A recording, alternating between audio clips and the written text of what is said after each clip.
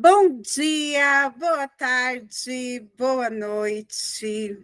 Estamos começando hoje uma das aulas que eu mais esperava neste semestre. É a nossa aula de número 16. Uau, gente, olha só, aula 16. Meu Deus do céu, cada vez mais próximos, não é? É a aula de número 16, cujo título é Técnicas de Versificação. Eu prometi esta aula para vocês desde o início do curso, verdade? Eu não sei se vocês lembram, mas eu lembro, não é? Eu lembro, e como lembro. Esta aula vai mostrar para vocês como é que nós elaboramos ou como nós analisamos as poesias, tá? Como nós analisamos os versos.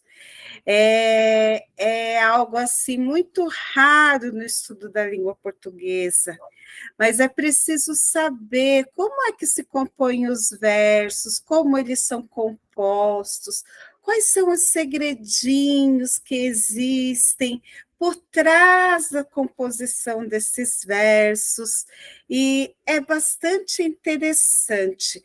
Eu deixei no WhatsApp do grupo de vocês a sugestão de uma obra da Norma Goldstein, chamada Versos, Sons e Ritmos.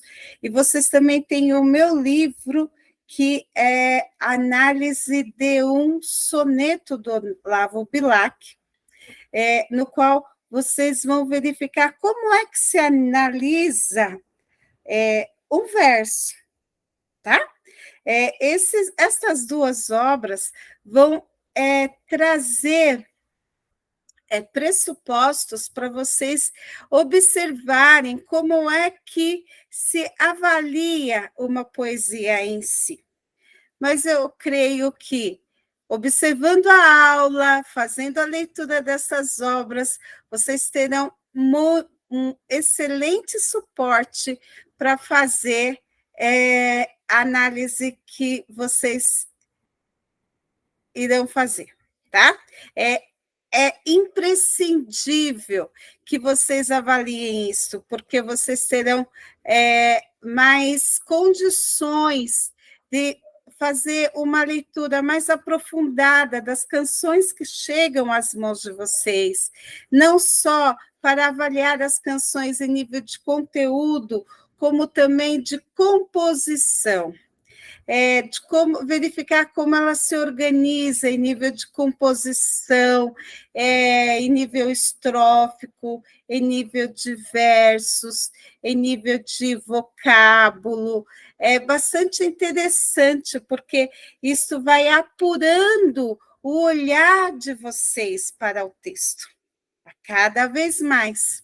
Não é? Então, é importante que vocês estejam atentos para observar o texto escrito em prosa, mas também apurem o olhar para o texto escrito em poesia. Então, hoje é um dia dedicado para a leitura do texto em poesia. Bom, aquele texto que fala do homem interior, do qual o homem expressa os seus sentimentos, a sua visão de mundo. Tá bom? Vamos à nossa apresentação e daí nós vamos trabalhando os conceitos com uma certa calma e eu espero que vocês se divirtam e aprendam bastante, façam bastante revisão daquilo que vocês já sabem. Tudo bem? Espero que vocês reorganizem tudo aquilo que vocês já sabem, porque às vezes nós já temos conhecimento do assunto, mas ele está um tanto que desordenado, nas caixinhas internas aqui da nossa memória. Então, hoje é dia de colocar tudo em ordem aqui na, na caixola, tá bom? Vamos lá. Coisa boa, não é, gente? Vamos à apresentação.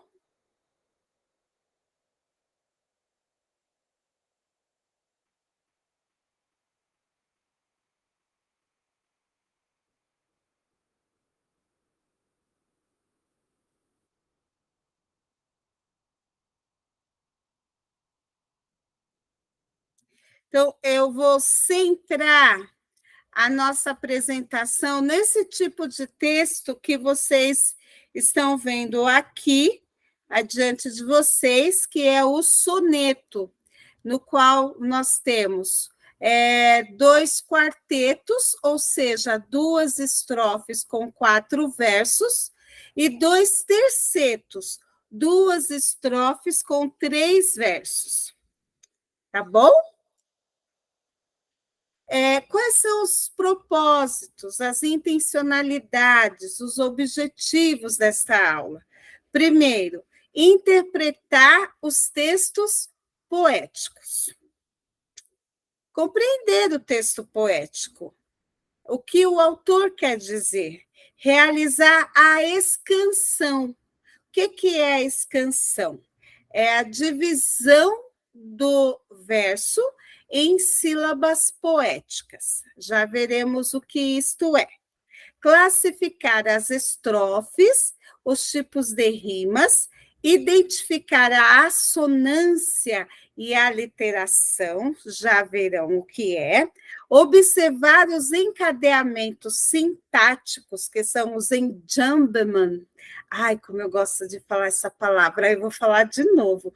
Enjambment. Ai, como é bom falar essa palavra, vou falar de novo.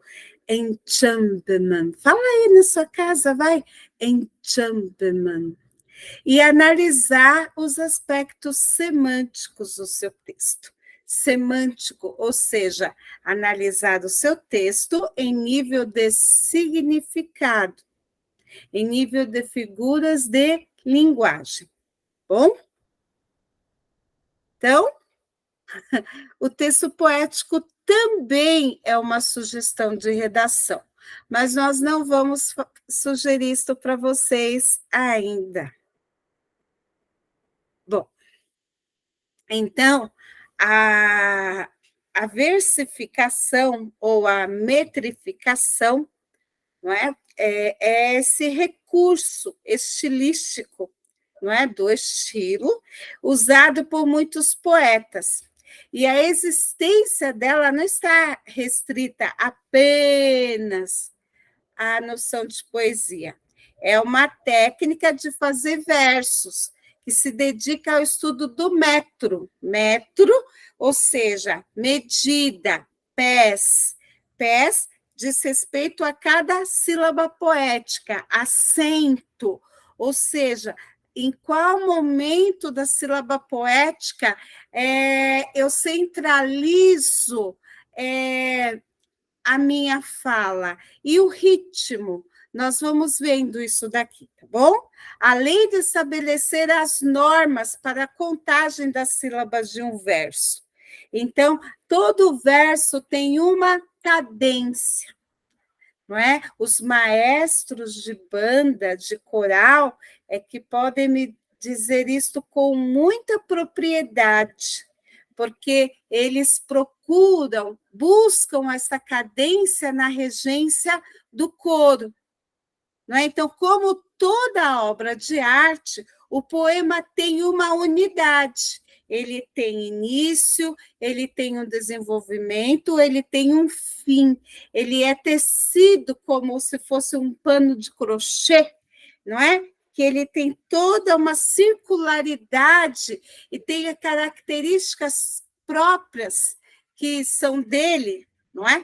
E ao analisar esse poema, nós vamos isolar alguns dos seus aspectos, não é? Num procedimento didático, que para poder explicar, não é? Ele é artificial, ele é provisório, porque além das letras, além daquilo que nós vemos, há muito mais, mas nunca podemos perder de vista essa unidade do texto, que nós precisamos recuperar no momento em que estamos interpretando, porque o poema ele tem essa unidade orgânica que precisa ser restabelecida em todo o momento da análise e da interpretação.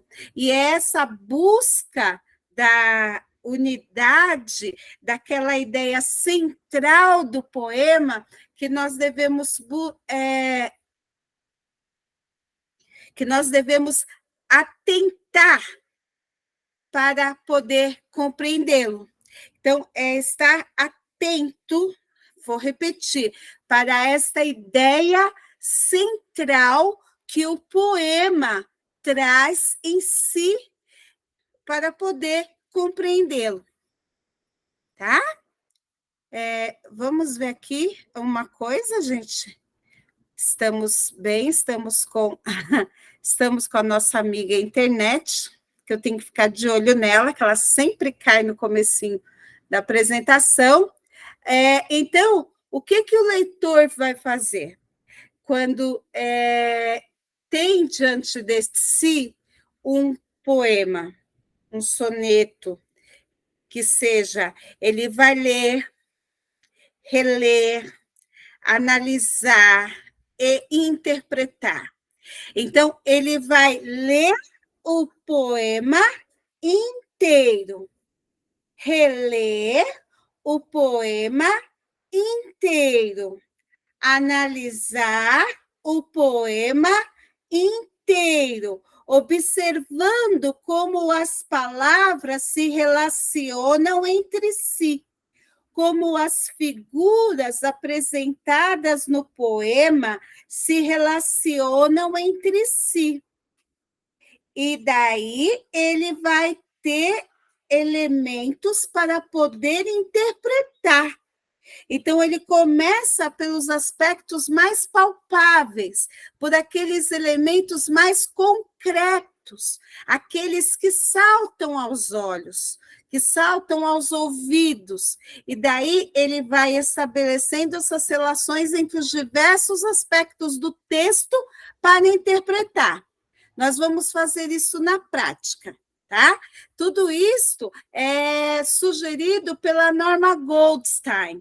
Daí ela diz: não há receitas para analisar e interpretar. Você começa assim e assim, mas existe um princípio. Você deve ler o texto inteiro, reler o texto inteiro e analisar o texto inteiro, porque uma palavra bastante interessante, concreta, que está no início do texto, ela tem relação com o final do texto. Tá? Ela não está apenas dizendo respeito àquele verso do início do texto, ela tem relação com o final do texto. Então, a criação de arte ela tem um aspecto particular e específico na sua elaboração. Todos os elementos se relacionam entre si. Então, o leitor ele precisa estar atento no momento que ele for fazer esse tipo de análise.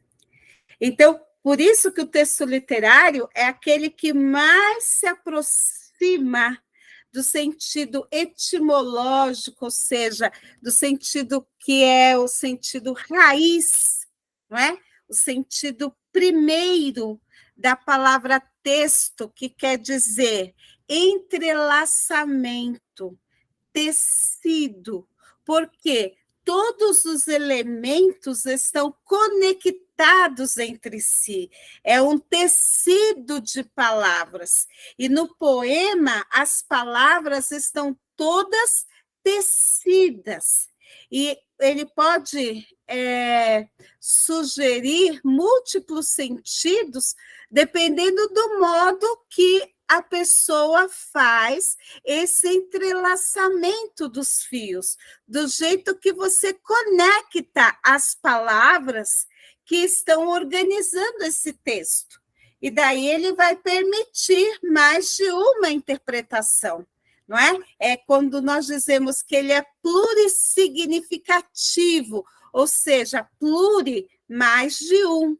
Significativo, né? Tem mais de um significado.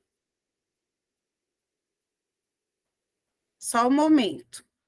Tem mais de um significado. Estamos na chamada.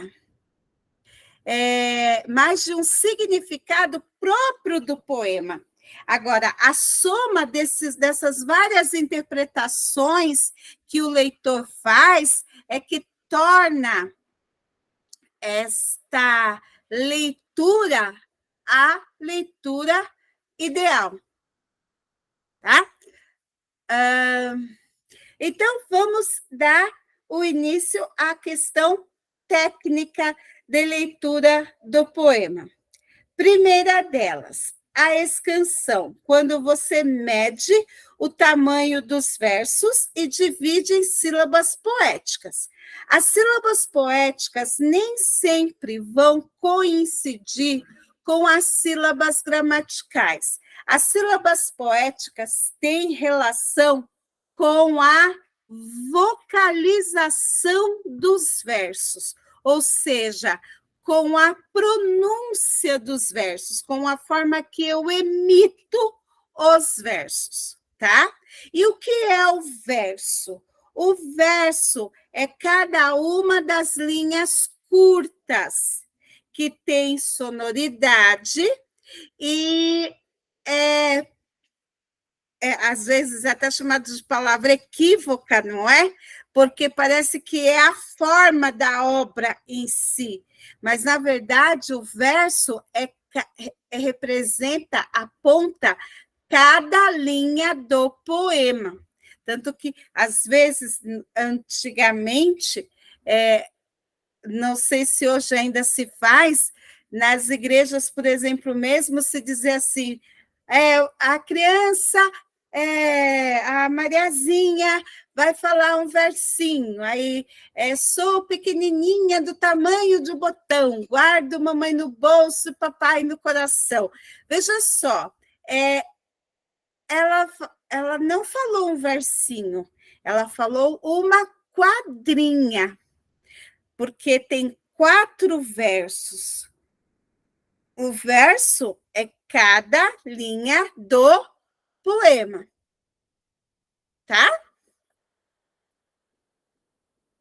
Então, quem se destacou na literatura brasileira para apontar alguns princípios sobre a técnica da versificação e como que a métrica deveria ser observada e o apuro estético também foi Olavo Bilac. Olavo Bilac escreveu uma obra, né, no seu tempo, num período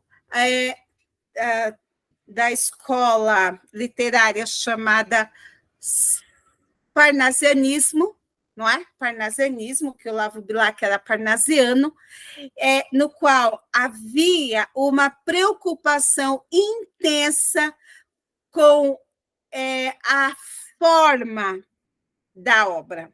Então, o texto que predominava na escrita era o soneto, que eram textos de versos decassílabos, eram textos extremamente metrificados, e Olavo Bilac era um exímio sonetista, assim como outros poetas da sua época.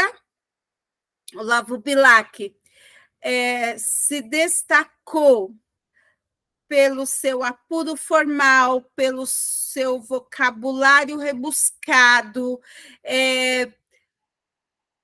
por seus textos de extremamente cultos, no qual havia uma busca pela remissão à cultura grega, não é? A mulher ideal.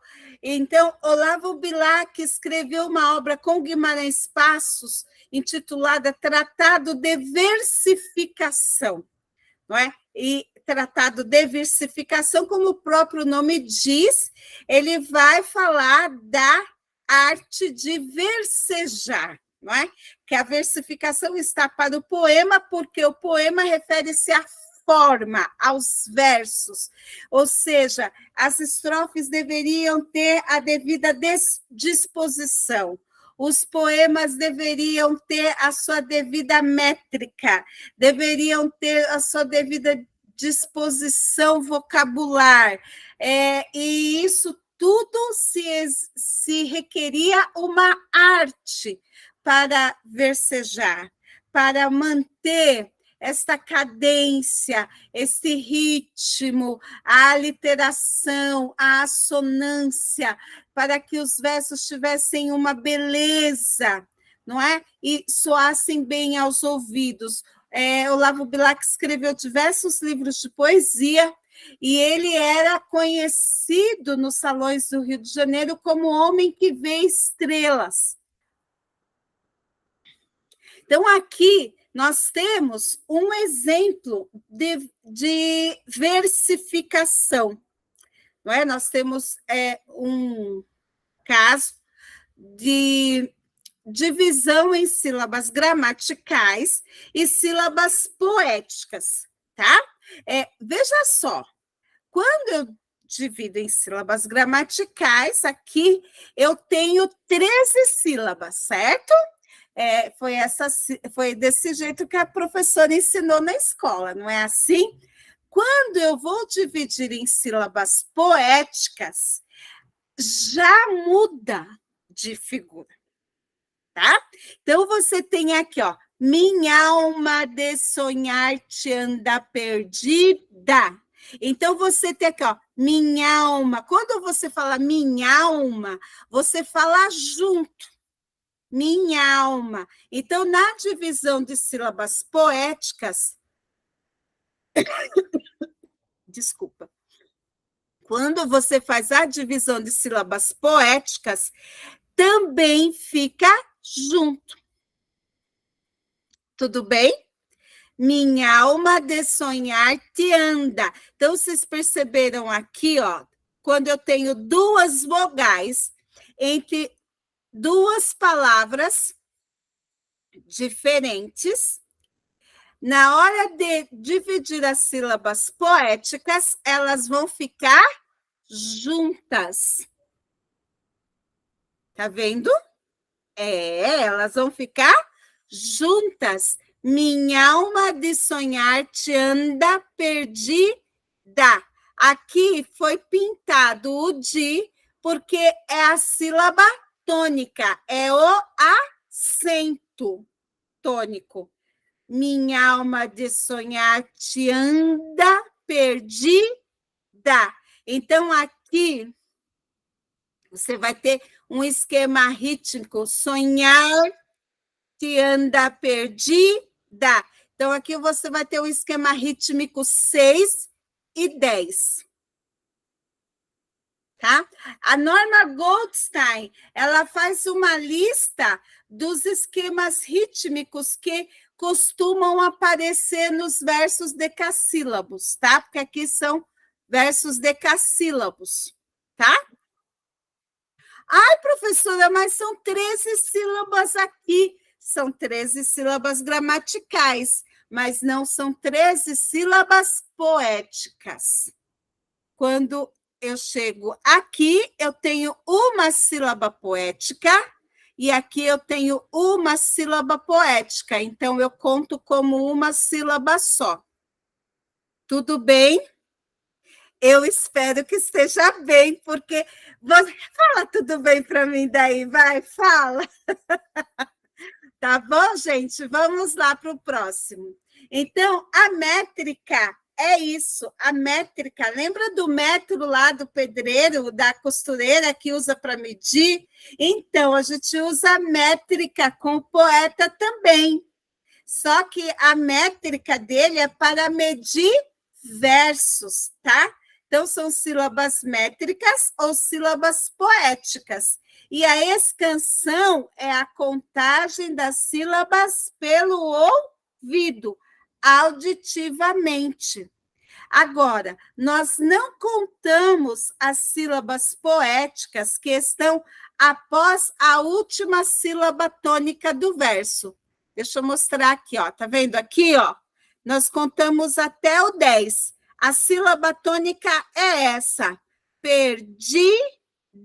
Se essa é a sílaba tônica e é a última sílaba tônica, não conta mais, porque essa é fraca demais. Então, essa é a tônica. Minha alma de sonhar te anda perdida.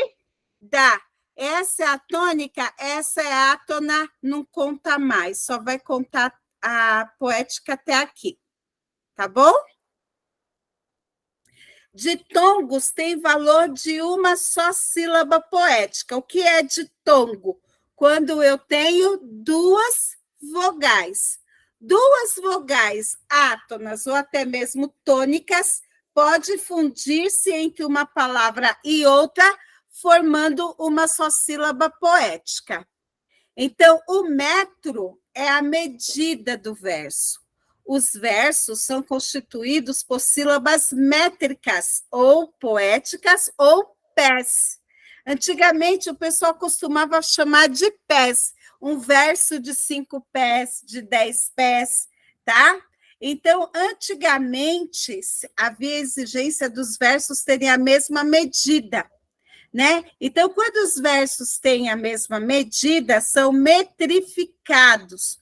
Quando eles não têm a mesma medida, eles são chamados de versos livres. É o que acontece na atualidade, nesse período contemporâneo, não é? Não há esta preocupação de se escrever uma canção ou mesmo uma poesia com os versos na mesma medida. E principalmente depois do modernismo, não é? Se aboliu esta exigência. No tempo do Olavo Bilac, era a regra, versos decassílabos. Depois deste período, não houve mais essa necessidade dos versos terem o mesmo número de sílabas no poema. Tá? Tanto que você vai pegar alguns poemas do tempo do romantismo, certinho, não é? Tudo certinho. Ou é soneto, ou são versos, né, mais curtos, mas é tudo certinho ali, bonitinho. Hoje já não há esta preocupação. O que se quer, o que se deseja é expressar o sentimento e pronto. Então, você tem aqui, por exemplo, mais um caso de versificação, não é? De divisão em sílabas poéticas, de um soneto do Camões, tá? Que depois nós vamos vê-lo por inteiro, tá? A sílaba tônica T se junta ao A de anos. Então, olha só, ó. 7 anos de pastor Jacó se vi. Tá vendo aqui, ó? 7 anos, tá vendo? Ó? Anos já é outra palavra, mas como aqui eu tenho uma vogal, ela vai se juntar com a vogal da palavra anterior. Vendo? 7 anos de pastor Jacó se vi. Como o vi é sílaba tônica, então ele vai se destacar na sílaba de número 10, e o A é a sílaba átona, é a fraquinha. A fraquinha, então, ela não conta, coitada, ela fica de fora, tá bom? Então, as sílabas poéticas foram contadas somente até a última sílaba tônica do verso, ou seja, até a sílaba vi. Quando eu junto o E com o A aqui, eu tenho uma elisão, tá? Tá? Porque geralmente nós falamos junto, ó, 7 anos, 7 anos. Por isso que a criança costuma escrever tudo junto quando está aprendendo a ler, não é? Na poesia, você faz esta elisão. Bem que a criança tinha um pouquinho de razão, não é, gente? Vamos ver mais um caso aqui. Olha aqui, olha aqui, ó. Mas não servia ao pai, servia ela, ó. Mas não servia ao, ó, tá vendo aqui, ó? Ó, viu? Juntou tudo. Viu aí? Percebeu? Ao pai servia a ela. Como esse ela é a última sílaba tônica, aí ele vai para sílaba de número 10. Então, ele vai dizer aqui o seguinte: observe que quando a última vogal átona de uma palavra é igual à seguinte, as duas se fundem numa última vogal. A vogal átona A de servia funde-se a vogal A de ao, que sucede. Chama-se esse fenômeno de crase, porque são duas vogais iguais, tá? Por isso que chama de crase. Também pode ocorrer crase com a fusão das outras vogais, E, I, O, U, e não somente na junção de dois As, tá?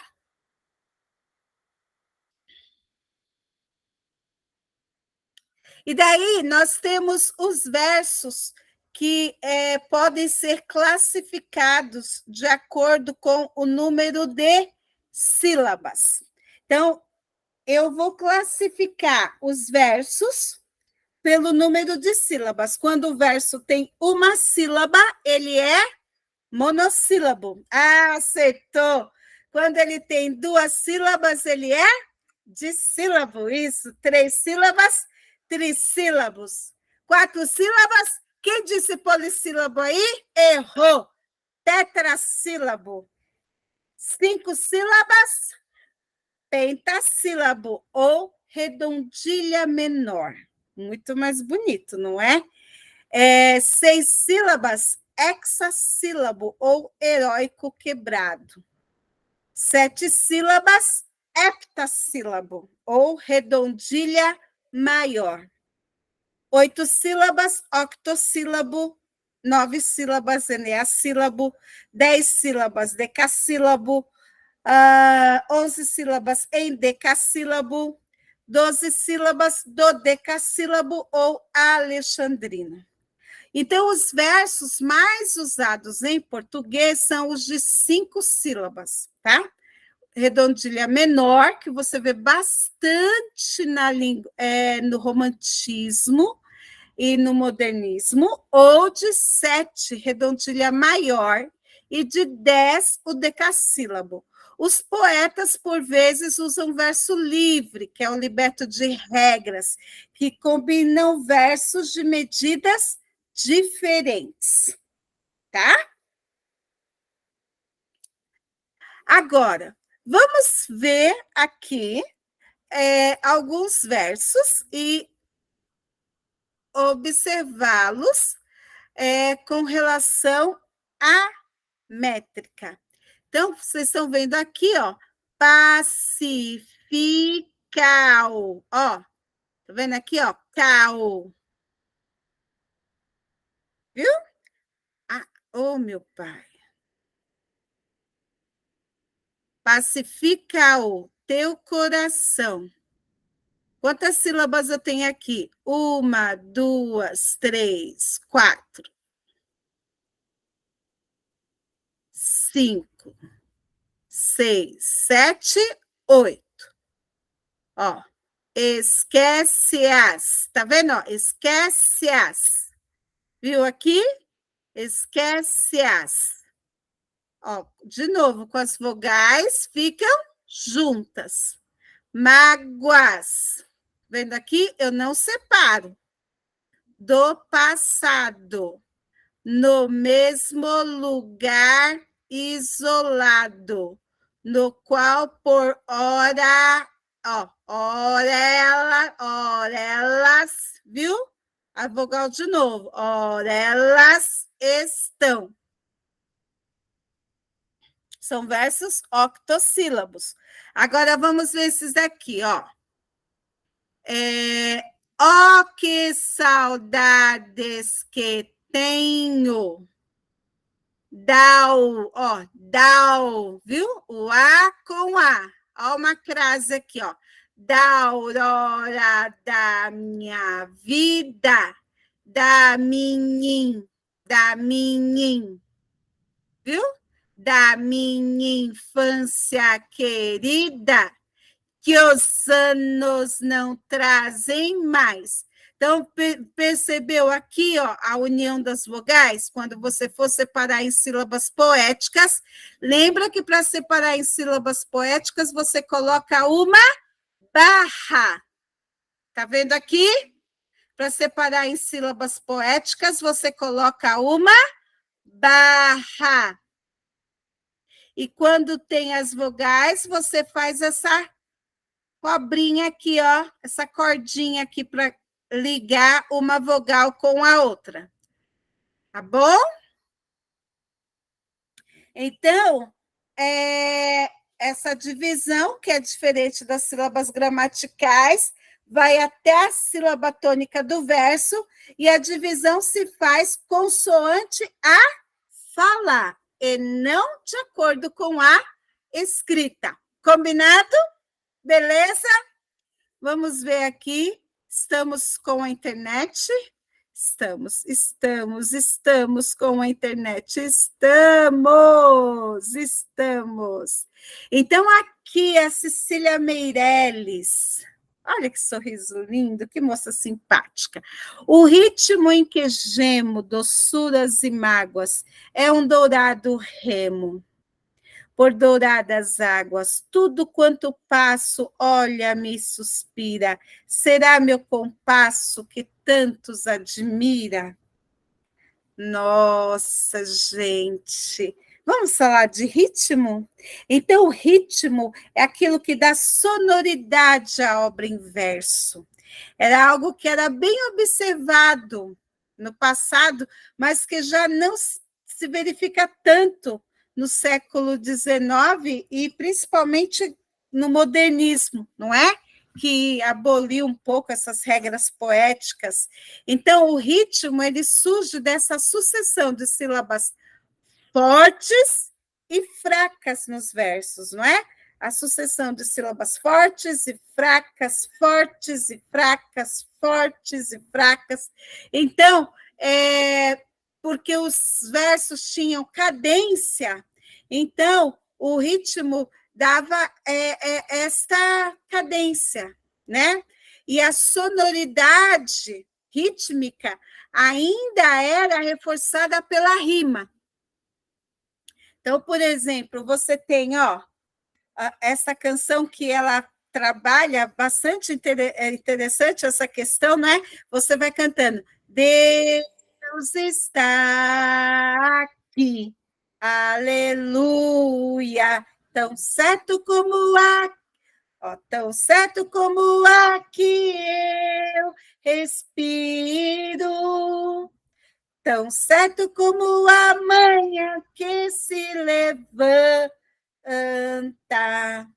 tão certo como eu te falo e podes me ouvir. Certo? Então você chega no Deus está aqui. Aleluia. Então, quando você chega na cadência que você aumenta, aí sobe, certo? É como aquele aparelhinho lá que vai medindo o trabalho do coração, sabe? Que o coração vai batendo, e quando ele dá uma batida mais forte, aí, não é? É isso aqui, o ritmo, não é? Tão certo como aqui eu respiro, tão certo como a manhã que se levanta, tão certo como eu te falo e podes me ouvir. Né? Então, o leitor experiente, ele capta no poema o ritmo, o significado, como unidades indissolúveis. Sabia que, às vezes, de acordo com o ritmo, você vai percebendo isso. Não é? Os dois aspectos estão implícitos no poema, para ajudar a estabelecer a interpretação. É como você pega aquele poema do Manuel Bandeira, Trem de Ferro, que ele fala café com pão, café com pão, café com pão, café com pão. Vixe Maria, que foi isso, maquinista? Agora sim, café com pão, café com pão, café com pão. Conforme ele vai falando café com pão, café com pão, café com pão, parece que é o trem que está caminhando, certo? Na linha do trem. Então, o próprio poema traz em si, implícito, no seu ritmo, a movimentação do trem. Né? Então, falando da estrofe. A estrofe é esse conjunto de versos, não é? Que estão agrupados, um após o outro, que também é chamado de estância ou estança. Nós, assembleianos, não é? Cantamos bastante usando as estrofes, não é? Cantamos uma estrofe, o estribilho, aí voltamos para a estrofe, aí depois voltamos para o estribilho, depois cantamos mais uma estrofe, cantamos o estribilho, não é? Então, uma estrofe que vai se repetir ao longo do poema é chamada ou estribilho ou refrão, não é? E as estrofes, elas têm a seguinte nomenclatura. Quando elas têm 2 versos, elas são monósticos. 2 versos dísticos.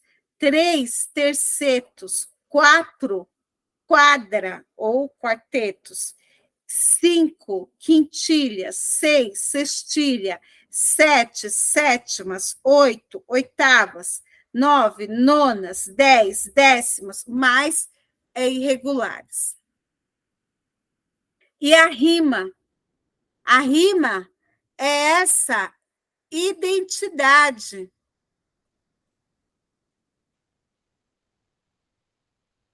que existe entre os sons, mas é uma identidade sonora,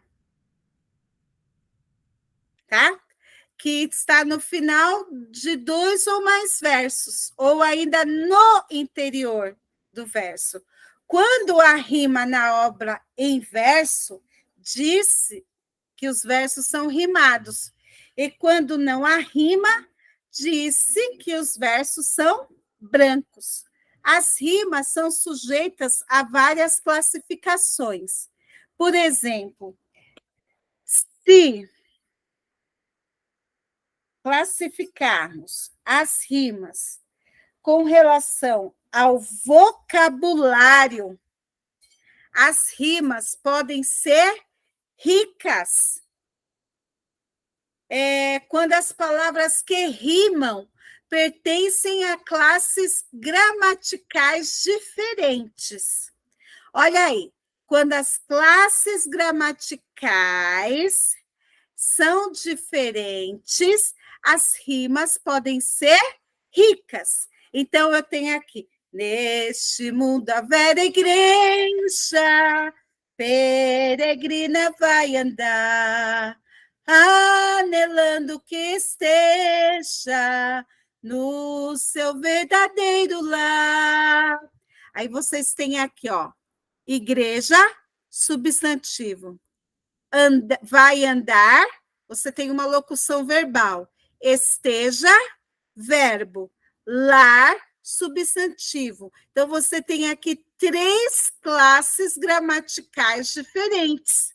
Se são 3 classes gramaticais diferentes, você dispõe aqui de rimas ricas.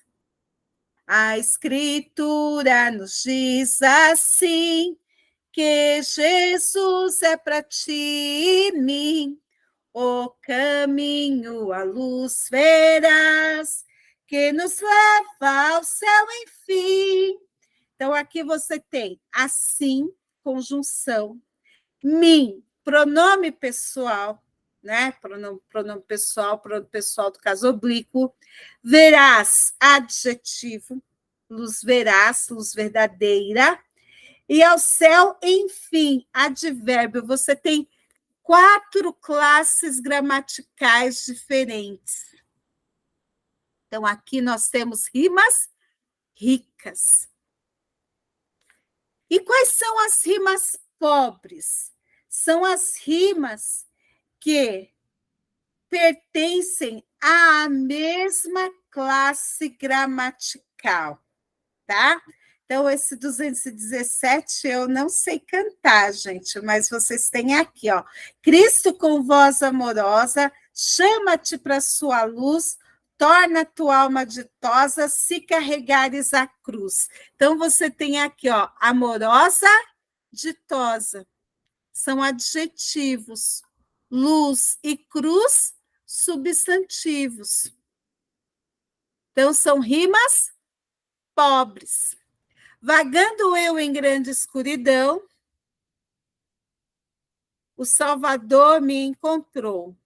Perdido mesmo sem ter salvação, a minha alma seu sangue lavou. Então, veja só, escuridão, salvação, substantivos. Verbo, encontrou. Verbo, lavou. Então, são da mesma classe gramatical, rimas pobres.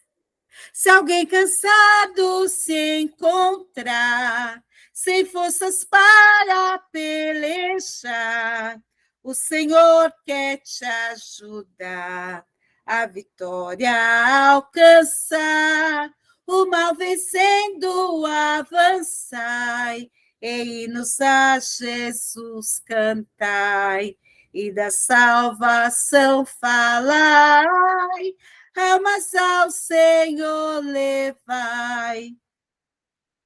Breve vamos terminar a batalha aqui e para sempre descansar com Jesus ali. Todos os que são fiéis ao bom capitão hão de receber lauréis como galadão. Então, vocês percebem? Todos são verbos. Aqui foi pobre mesmo. Pobre, pobre, pobre. Paupérrimos. Todos verbos. Então, tem jeito, tá? Mesma classe gramatical, rimas pobres, tá? Fica atento para isso, fica atento para isso. Rima rica, rima pobre, viu? Fica atento para isso. Agora tem as rimas raras. Vamos ver aqui como é que estamos. Estamos bem, estamos bem. As rimas são aquelas rimas, são palavras de poucas rimas possíveis e preciosas. Quando a rima é forjada, artificial, como, por exemplo, tranquilo e ouvi-lo. Difícil, não é? Esse aqui foi difícil de encontrar, gente. Eu passei um sufoco para encontrar, mas eu achei. Eu fiquei lá na arpinha, lá, ó, no sufoco, mas eu achei, porque é rara, é rara. Vocês estão me entendendo? Vocês estão me entendendo? Olha só. Tens descanso encontrado em Jesus Cristo, permaneces pela graça que Ele deu, tens tu paz com teu Salvador bendito, plenitude do Espírito de Deus. Tens descanso encontrado em Jesus Cristo, permaneces pela graça que Ele deu. Plena paz, consolação, acharás na oração. Eis aí vitória aos santos. Isso. Bom, aí daí vocês têm aqui, ó, deu e Deus. É uma rima rara, é uma rima forjada, artificial. Não é? Ele forçou uma rima. Aí, assim, ó, vem enchendo do teu vigor, pelo maná do sangue teu, fazendo-me mais que vencedor, pelo poder de Deus, sob o sangue teu, Senhor, guarda-me da corrupção, sob o sangue expiador, eu tenho proteção. Então, você tem aqui teu e Deus. Também você tem uma rima mais ou menos forçada.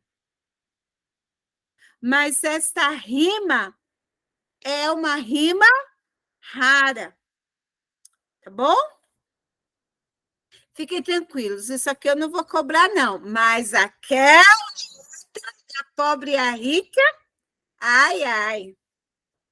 Agora, essas daqui, olha que interessante.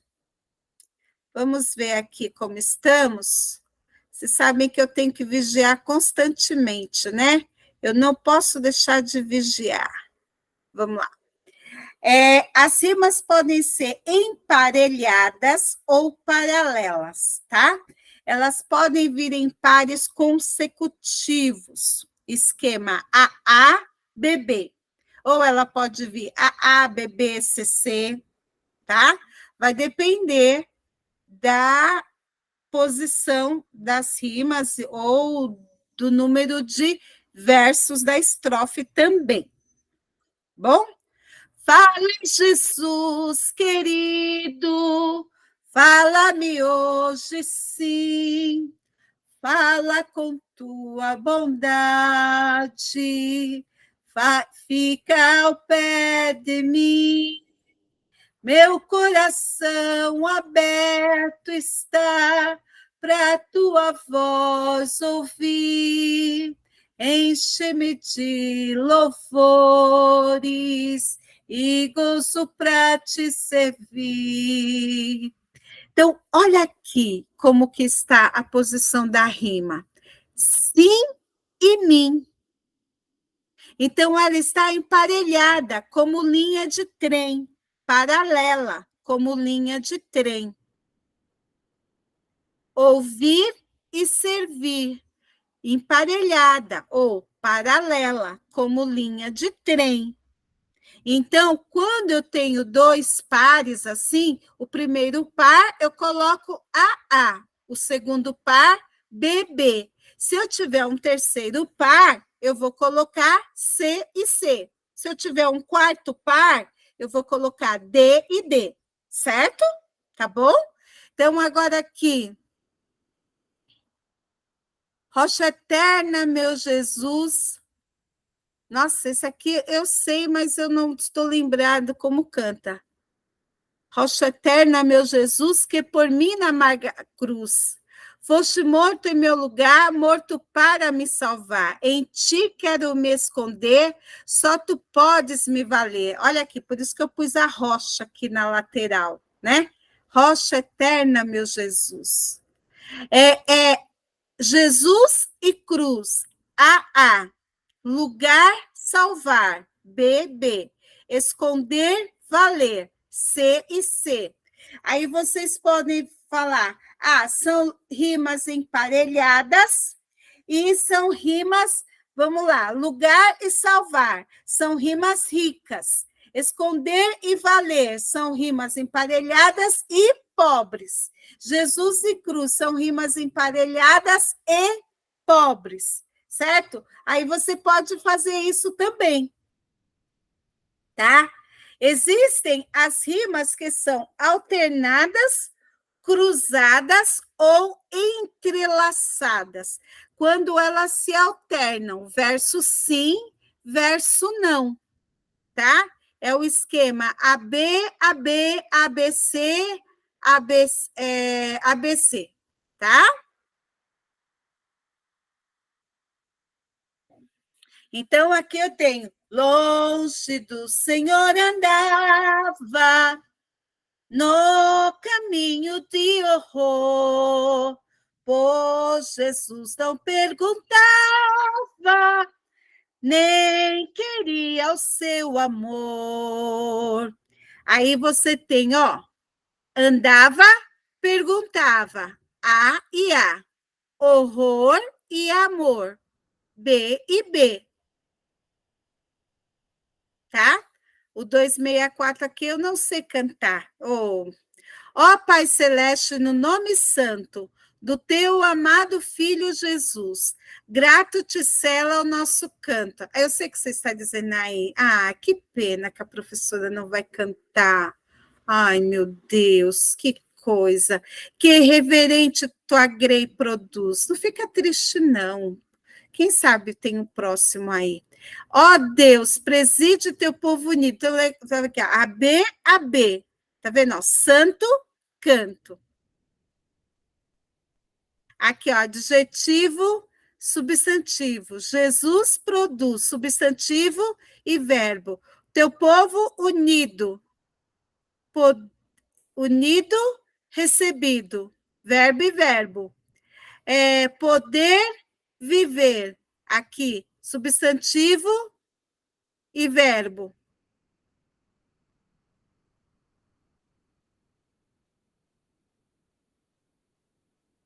E tem aquelas que são opostas, interpoladas ou intercaladas. Quando os dois versos são separados por outros que rimam entre si, não é? Como esse aqui, olha. Cristo, teu santo amor deste para mim, nada para ti, Senhor, negarei aqui. Me prostro em gratidão, cumpro com prontidão, me guia a tua mão, ó, me rendo a ti. Então, ele tem dois versos no meio que estão rimando, tá? Aí aqui, no meu barco a remar, sobre as ondas pelo mar, mesmo na bonança ou no furacão, não desejo mais parar. Com a rede vou pescar muitos peixes para o reino de Sião. Vou pescar os pecadores para Cristo. Neste mundo cheio de horror, não mais desanimarei. Minha rede lançarei muitos peixes apanhando para o Senhor. Aí você tem aqui, ó, não desejo mais parar, com a rede vou pescar. Aqui, rimando aqui no meio. É a interpolada, não é?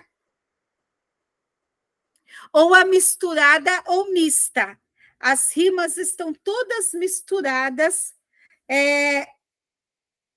e não dificilmente vão coincidir. Jesus padeceu na cruz por ti, Jesus padeceu na cruz. Ó grande amor do Salvador, morrendo na cruz por mim. Aqui vocês perceberam que nenhum caso de rima está aqui. Grande amor de Deus, grande amor, amor de Deus. Enche a terra e enche os céus.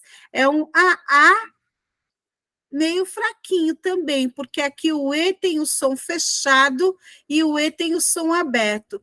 Grande amor que abranja todo mundo e atinja a mim. Aqui já não tem mais rima, não é? E daí, nós vamos para um outro caso bastante interessante. Opa! Que é a aliteração. Eu não coloquei os poemas, eu coloquei um texto bíblico, tá? Coloquei o texto de Cânticos. É quando um texto ele traz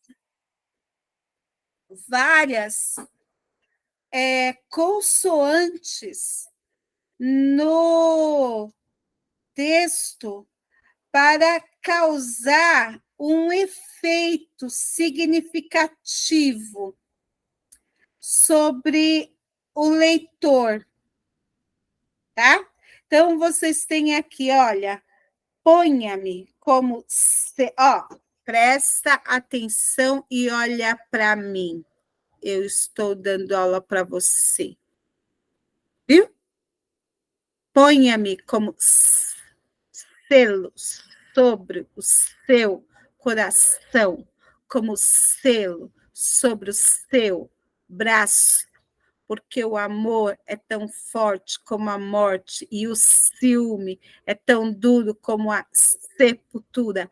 As suas chamas são chamas de fogo, são lavadeiras enormes. Então, vocês perceberam aí o predomínio do som?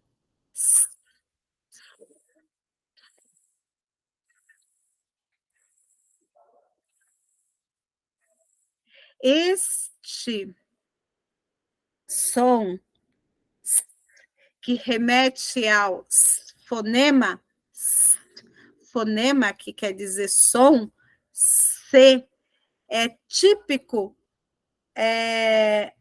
da representação do amor, de quem está apaixonado, tá? Então, você vê no outro versículo, olha, desperta vento norte e venha, vento sul, soprem no meu jardim, para que se derramem os seus aromas, que o meu amado venha ao seu jardim e coma os seus frutos excelentes. Então, ó, o som do lembra bem o som do vento mesmo. É próprio da ideia do vento que sopra. Certo? Então, a aliteração, a repetição constante do fonema, muitas vezes tem relação com o significado do próprio texto, tá? A assonância, a aliteração é a repetição da letra. A assonância é a repetição da vogal, tá? Então, a vogal, que aparece várias vezes, também tem um significado. Então, aqui, ó, os seus dentes são como um rebanho de ovelhas que sobem do lavadouro, cada uma tem o seu par e nenhuma está faltando. Então, você percebe a predominância dos sons nasais. Também atesta para uma pessoa que está num processo de intimidade, não é? De intimidade, no momento de que está vivendo na sua intimidade. Esse som anasalado, né? De paixão, de intimidade, que é próprio do livro do Cântico dos Cânticos. Quando nós vemos no segundo texto, o meu amado é alvo e rosado, o mais destacado entre 10.000. Então, você vê aí os sons abertos. Então, é uma pessoa que está se sentindo livre, à vontade, não é? Naquele espaço do jardim, ela está se sentindo à vontade. Então, a repetição dos sons dessas vogais apontam para o sentimento próprio dela, tá? Agora, outro elemento que você pode observar nos poemas também é o encadeamento ou o enjambment. Ai, como eu gosto dessa palavra, enjambment. Deixa eu olhar aqui.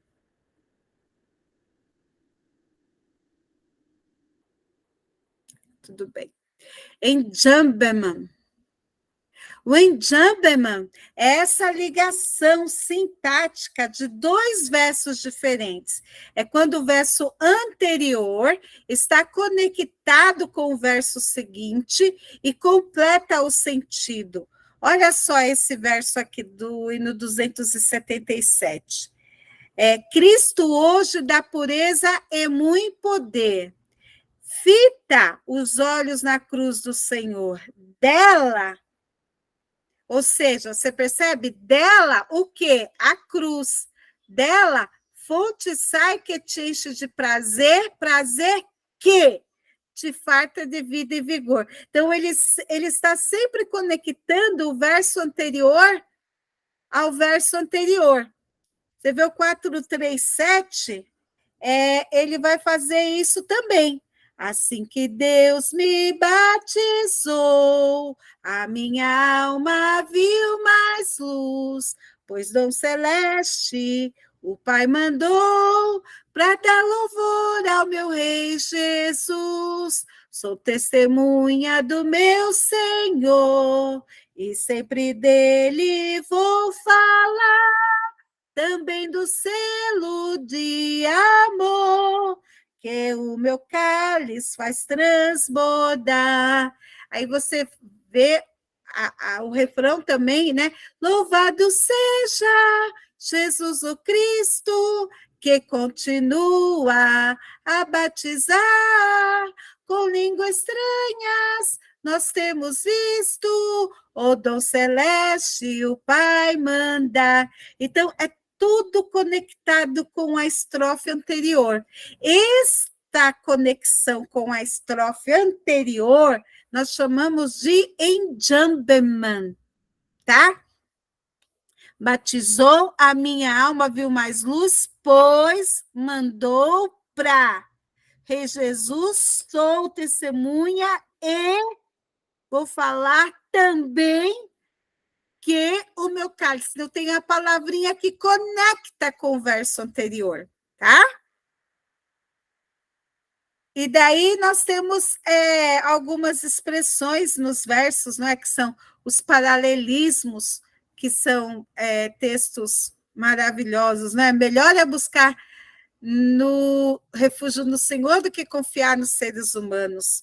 Melhor é buscar refúgio no Senhor do que confiar nos príncipes. Então, são ideias paralelas que têm significados semelhantes, não é?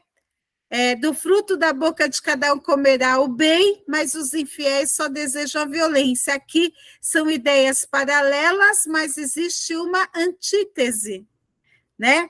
Quem vigia suas palavras conserva a sua vida, mas o que fala demais arruina a si mesmo. Então, existe uma outra ideia antitética aqui, por causa do mas, não é? E a metáfora. Na metáfora, ele vai fazer uma comparação abreviada.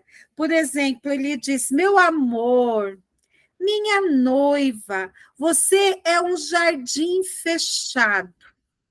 Então, quando ele diz, você é um jardim fechado, deixa eu pensar, o que é o jardim fechado? É um local aonde existe alguns segredos não revelados. E falando de jardim fechado, nós estamos falando da discrição feminina. Não é tudo que acontece na minha casa, o meu jardim, que eu vou revelar para os outros lá fora. Não é? Um manancial recluso, porque aquilo que transborda de mim também é na minha casa, uma fonte selada. Quando a mulher adentra no casamento, ela é pura, ela é virgem e ela tem um selo, não é? De uma forma figurada, falando que se concretiza no ímen, né? Este selo vai ser rompido, é claro, mas este selo que é o ímen que vai ser rompido, depois será uma fonte.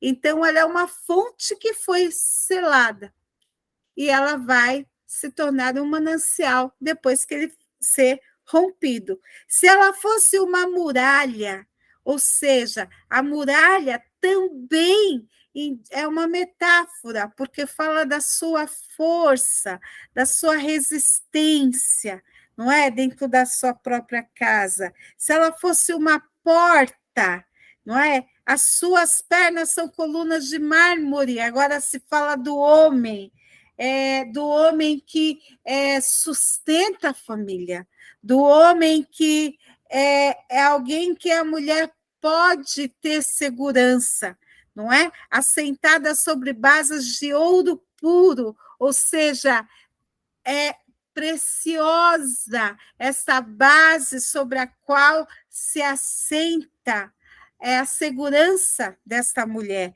Então, você percebe que todas essas metáforas que são empregadas, elas têm relação com o sentimento que é transmitido de um ser para o outro, não é? E a comparação também é como um fio de escarlate, a boca é linda, a face como romã partida por causa da vermelhidão da romã, não é? Palavras agradáveis são como favo de mel, não é? A indignação do rei é como o rugido do leão. Então, você vê aí o como, não é? A bondade é como o orvalho sobre a relva, porque o orvalho sobre a relva é algo muito belo, então a bondade se compara a isso. Então, você vê que a comparação ela vai aproximar dois termos pela conjunção tal, qual, assim como, da mesma maneira que. Então, você vai estar atento a isto. E para observar um pouquinho mais, vamos. Vocês sabem que é um olho no cão e o outro olho no gato. 7 anos de pastor, Jacó servia. Labão, pai de Raquel, serrana bela, mas não servia ao pai, servia a ela, e a ela só por prêmio pretendia.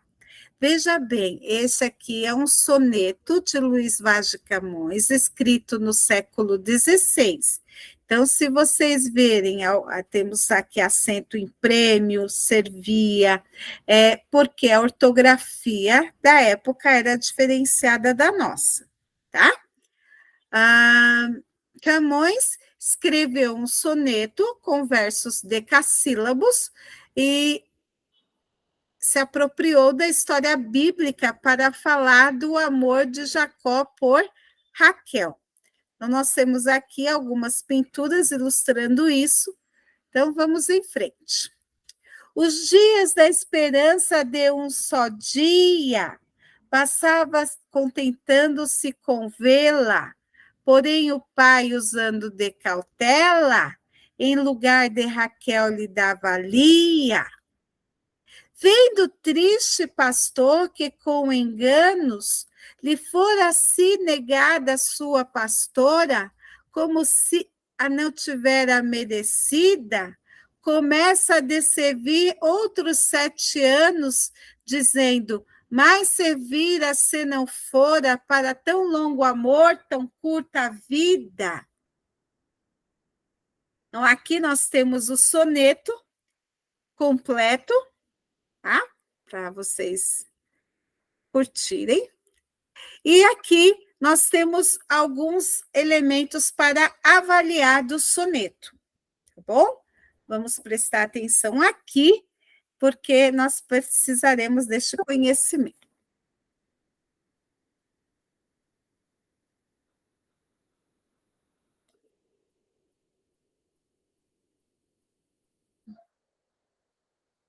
Nós precisaremos deste conhecimento. Então, aqui nós temos Labão, pai de Raquel, Serrana Bela. Então, vocês têm aqui, olha, tá vendo a divisão em sílabas poéticas? Tá vendo aqui, ó? As sílabas poéticas não correspondem às sílabas gramaticais. Aqui eu tenho que até arrumar esse serrana aqui, porque, na verdade, eu teria que deixar o RR junto. Então, ó, Labão, pai de Raquel, Serrana Bela. Então, esse Bela é átono, tá? Eu vou pôr em parênteses para vocês, porque a última sílaba, o bé, é a sílaba tônica. Então, a contagem do esquema rítmico vai parar no bé, tá? Labão, pai de Raquel. Opa. Serrana Bela. Ó. Forma uma sílaba só. Tá bom? Tudo bem? Tá vendo aqui, ó? Ela, só posso dar, da pretendia. Tem algumas traduções que é por prêmio ou por soldada. É a mesma coisa, porque prêmio e soldada vem de soldo, tá? Então, é o da, que é a sílaba tônica.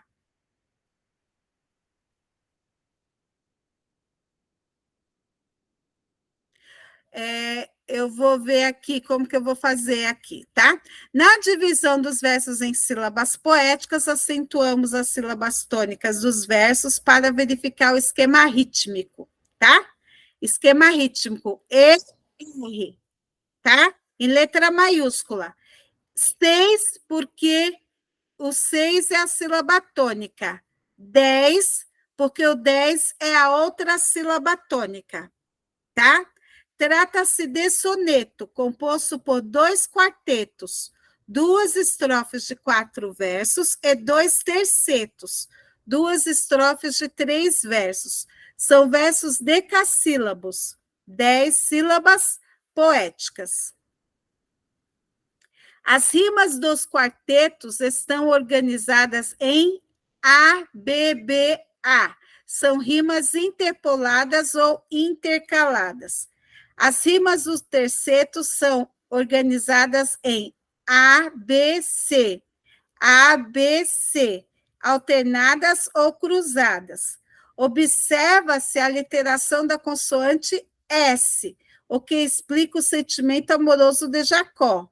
Também verifica-se a presença da assonância, muitas vogais nasais, o que aponta para o estado de recolhimento de um homem apaixonado. Então, vamos lá, que eu quero olhar o texto com vocês. Ó, Servia, pretendia. Tá vendo? Ó? A, B, B, A. Tá vendo? Dia, lia. Vê-la, cautela. Lembra daquela rima rara aqui também? Aqui também é uma rima rara, né? Vê-la e cautela. Agora, enganos, anos. Pastora, fora. Merecida, vida. Tá vendo aqui? Então, agora nós vamos para o próximo. Vamos lá. Aqui, ó. Interpoladas, A, B, B, A. Por que interpolada? Porque tem duas rimas no meio, então é interpolada. Alternadas ou cruzadas, A, B, C, porque está alternada. Com essa aí alterna de novo. E daí, vamos ver o enjambment no soneto do Camões. 7 anos de pastor Jacó servia. Servia quem? Labão. Percebeu? Pai de Raquel Serrana Bela, mas está conectado com esse. Não servia ao pai, servia a ela. E a ela só por prêmio pretendia. Então, você percebeu aqui o enjambment? Essa conexão entre um verso e outro. Os dias da esperança de um só dia passava, contentando-se com vê-la. Porém, olha aí a conexão. O pai, usando de cautela, em lugar de Raquel lhe dava valia. Então, ele vai manter essa conexão entre um verso e outro. Esta conexão entre um verso e outro é o famoso enjambment. Encontramos uma comparação nos últimos versos. Mais servira se não fora para tão longo amor, tão curta vida, né? Ele faz uma comparação. E daí eu fiz a seleção de vários sonetos, eu creio que uns 15 sonetos. Opa, para vocês fazerem a análise. Estes sonetos vocês vão ler inteiros. O nome de vocês está aí, tá vendo? Olavo Bilac, Gregório de Matos, outro do Gregório de Matos, do Cruz e Souza, Camões, Carlos Drummond, Alberto de Oliveira, Vinícius de Moraes. Embora ele seja modernista, ele escreveu 2 sonetos, escreveu sonetos também, ele era um excelente sonetista. Tem 2 sonetos deles aqui, soneto de fidelidade e soneto de separação. Tem este da Cecília Meirelles e um do Jorge de Lima, Anjo Daltônico, que eu achei bem interessante.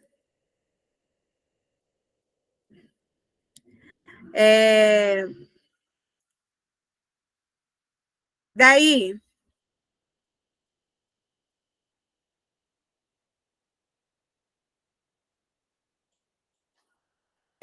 vocês vão receber, eu vou mandar, vou colocar esta folha para vocês, estão vendo? Exercício 16, análise literária.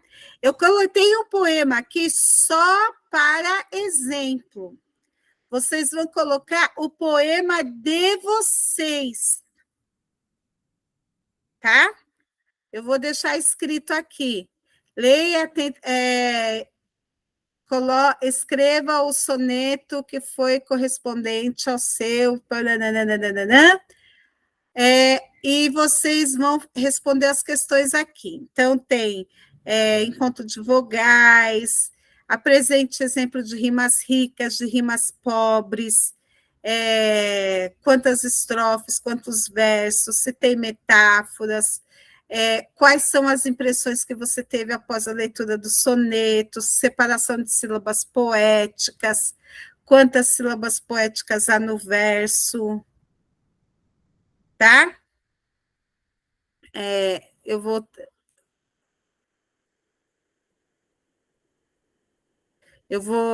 passar para vocês direitinho e vocês vão fazer a atividade na folha para mandar para mim, tá? Como fizeram com a redação.